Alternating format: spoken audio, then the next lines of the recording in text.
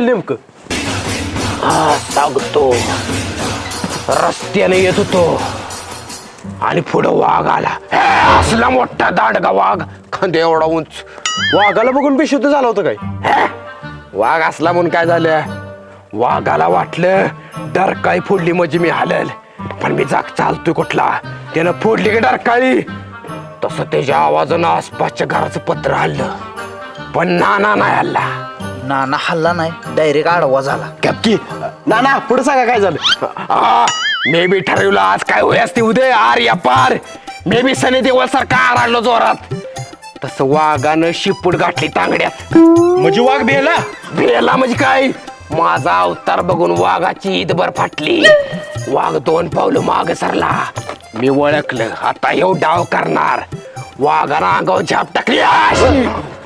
1 ton वजनाचा वाघ असा वर आलेला, अंगावर पडला तर माणसाची चपाती होईल.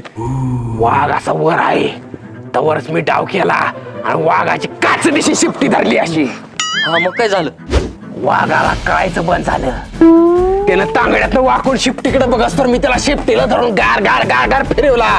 त्यानं डोळच पांढर केलं. चक्कर आली असेल वाघाला. चक्कर वाकला भाडा भाडा.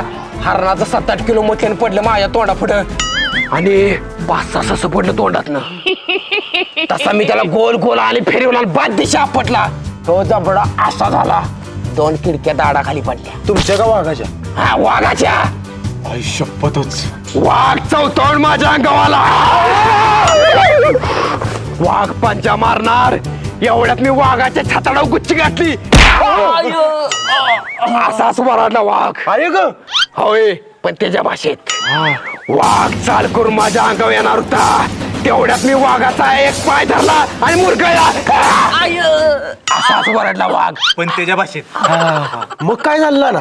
वाघाची माझी 1-2 तास झगड फायटिंग झाली. वाघ शेवटी खायला आला. मी फिरवून वाघाच्या ठोनात एक लात घातली. वाघ क्वाय क्वाय क्वाय करत उसात पळाला. आता माझ्याच काय गावात कुणाच्या बी वाटेल जाणार नाही वाघ. आई शपथ ना मानलं राव तुम्हाला. नाना वाघाला गावातनं पळून गावावर आले लय मोठं संकट दूर केलं सा. ग्रामपंचायती वतीने तुम्हाला टावेल टुपी नारळ देऊन तुमचा सत्कार घेऊया. काय गरज नाही त्याची, तुम्हाला आम्हाला माहित असलं बाद झालंय.